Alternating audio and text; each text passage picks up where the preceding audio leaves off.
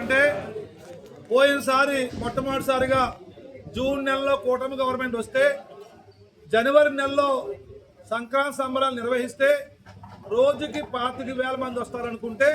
రోజుకి 1,00,000 మంది వచ్చారు. రావటమే కాదు, మహిళా సోదరీమణులు మన ఆడపడుచులు రాత్రి 12 అయినా 1 గంట అయినా కదలకుండా సాగర తీరంలో కూర్చొని ఆ యొక్క వెలుగుల్లో ఆ సాగర తీరంలో వైట్ శాండ్ బీచ్లో వాళ్ళు పొందినటువంటి ఆనందాన్ని సంతోషాన్ని చూసిన తర్వాత రాష్ట్ర ప్రభుత్వం కూటమి ప్రభుత్వం దీన్ని బలపరిచి కోనసీమ జిల్లాని అంబేద్కర్ కోనసీమ జిల్లాలో టూరిజాన్ని ముందుకు తీసుకెళ్లాలని, అలాగే ఆక్వా పరిశ్రమను ముందుకు తీసుకెళ్లాలని, కొబ్బరి పరిశ్రమను ముందుకు తీసుకెళ్లాలని, టూరిజం కేంద్రంగా ఈ జిల్లాని మార్చాలనే ఉద్దేశంతో టూరిజాన్ని ప్రమోట్ చేయాలని ఇవాళ ఈ యొక్క కార్యక్రమాన్ని ఆ సంక్రాంతి సంబరాలని రాష్ట్ర పండుగ ప్రభుత్వం నిర్ణయించింది. కాబట్టి అక్కడ ఏర్పాట్లు చూసుకున్నప్పుడు రాష్ట్ర పండుగగా నిర్వహిస్తున్నారు కాబట్టి ఎంతమంది వచ్చినా ట్రాఫిక్ జామ్ అవ్వకుండా అన్ని డిపార్ట్మెంట్ సహకారంతో అన్ని రకాల వసతులు కల్పించి ప్రజలకు ఏ ఇబ్బంది లేకుండా ఈ కార్యక్రమాన్ని నిర్వహించడానికి శాసనసభ్యుడిగా నేను కానీ, పార్లమెంట్ సభ్యులు కానీ, స్థానిక సంస్థల్లో ఉన్నవారు కానీ, కూటమి నాయకులు కానీ అందరూ కూడా దీన్ని బాధ్యతగా తీసుకుని అక్కడికి వచ్చిన ప్రతి ఒక్క కుటుంబానికి, ప్రతి వ్యక్తికి అన్ని రకాలుగా సకల సదుపాయాలు, మర్యాదలు, అలాగే అనుకూల వాతావరణాన్ని క్రియేట్ చేసి అందరినీ ఈ సంక్రాంతి పండుగ రోజున 3 రోజులు కూడా కూటమి గవర్నమెంట్ అంబేద్కర్ కోనసీమ జిల్లా ప్రజలకి, సోదరి మహిళలకి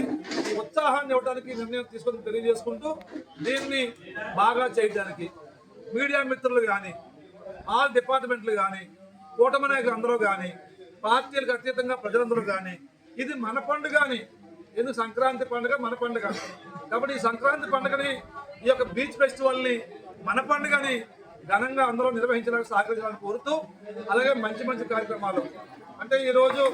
మరి మంచి కార్యక్రమాలు ఎవరైతే సినిమా సింగర్స్ ఉన్నారో వాళ్ళతో సంగీత విభాగాలు ఉన్నాయి, అలాగే మిమిక్రీ ఆర్టిస్టులు వస్తున్నారు, అలాగే కొంత ప్రముఖులు వస్తున్నారు, అలాగే ప్రముఖులకు కూడా కొంతమంది గారికి సన్మానం చేయాలనుకుంటున్నాం. అంటే అంబేద్కర్ కోనసీమ జిల్లా నుంచి ఎవరైతే జాతీయ స్థాయిలో గుర్తింపు పొంది ఓ సైంటిస్ట్ గానో లేకపోతే జాతీయ స్థాయిలో ఇంకా పెద్ద పొజిషన్లోనో ఎవరైతే ఉన్నారో, ఎవరైతే కష్టపడి మెరిట్తో బాగా పైకొచ్చారో అలాంటి వారు ఎవరైనా ఉంటే